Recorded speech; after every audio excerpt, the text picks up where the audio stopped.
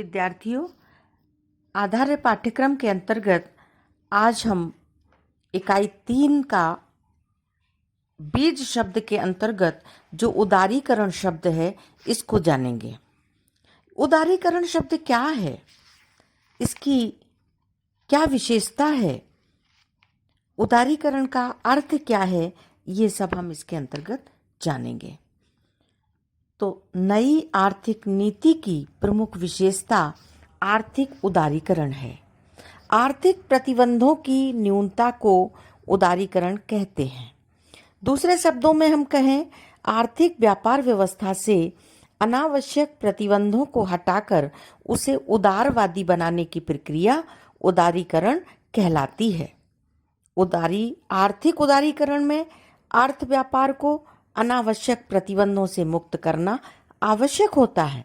इस प्रक्रिया में व्यापार के नियम कानूनों को सरल बनाना होता है ताकि स्वतंत्र बाजार व्यवस्था का निर्माण किया जा सके।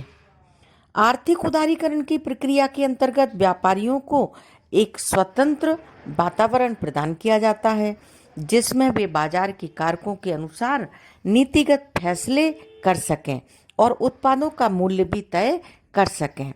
तो इस तरह से ये उदारीकरण की प्रक्रिया के तहत सरकार अर्थव्यवस्था की गतिविधियों में अपने हस्तक्षेप को कम कर देती है। अर्थव्यवस्था को सभी के लिए खोल दिया जाता है और बाजार पूरी तरह से मांग और पूर्ति के सिद्धांत पर आधारित हो जाता है।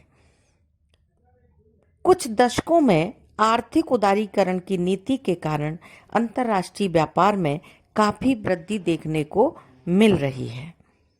वैश्विक स्तर पर प्रत्यक्ष विदेशी निवेश को बढ़ावा मिला है। विदेशी मुद्रा भंडार में अभूतपूर्व वृद्धि हुई है। आर्थिक उदारीकरण की नीति ने वैश्विक अर्थव्यवस्था को भूमंडलीकरण की ओर प्रोत्साहित किया है।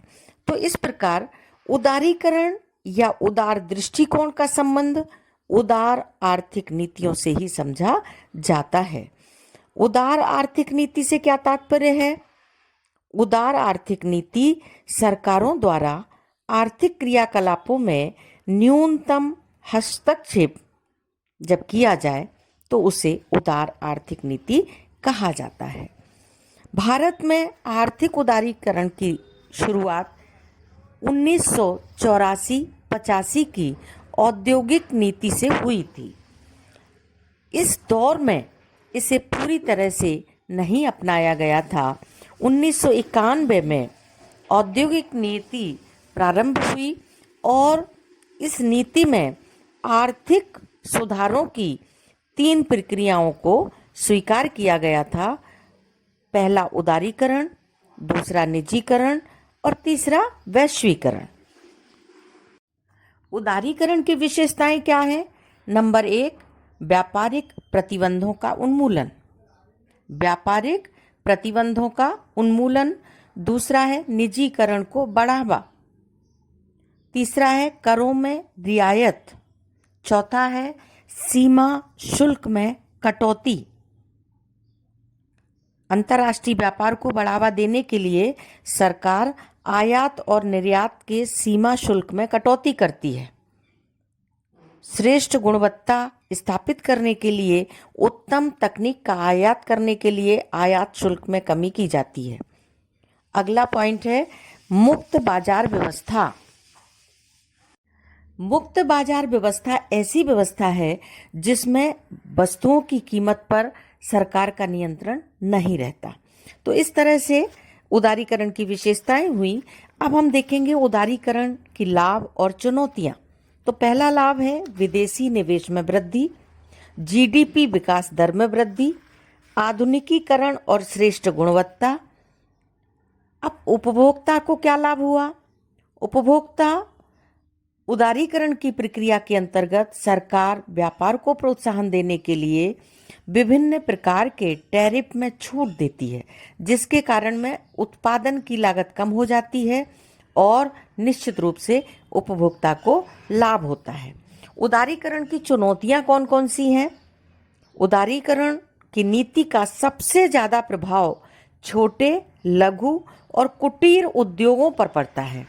उदारीकरण की व्यवस्था से बड़े उद्योग और बहुराष्ट्रीय उद्योगों का तो विकास होता ही है, आर्थिक तौर पर पिछड़े छोटे लघु उद्योगों को भी इस व्यवस्था से जोड़कर उन्हें लाभ पहुंचाना अपने आप में एक बड़ी चुनौती है।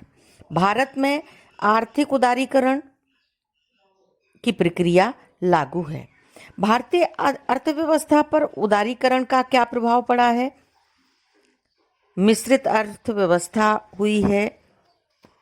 अर्थव्यवस्था का आकार जो पहले था उससे ये आकार बढ़ा है। राजकोषीय घाटे में कमी हुई है। गरीबों की स्थिति में सुधार हुआ है। सकल घरेलू उत्पाद में जो जीडीपी जिसे कहते हैं उसमें वृद्धि हुई है। बजट आकार में भी विस्तार हुआ है। विदेशी मुद्रा भंडार में भी वृद्धि हुई है। विदेशी ऋण में कमी आई है। तो इस तरह से उदारीकरण प्रक्रिया के अंतर्गत उठाए गए कुछ महत्वपूर्ण कदम भी हैं जिससे हमारे उदारीकरण की आज बहुत आवश्यकता है। उदारीकरण का सबसे बड़ा लाभ उपभोक्ता वर्ग को मिलता है और ये हमारे देश के लिए बहुत अच्छी बात है कि आज हमने जाना उदारीकरण को। धन्यवाद। जय हिंद, जय भारत।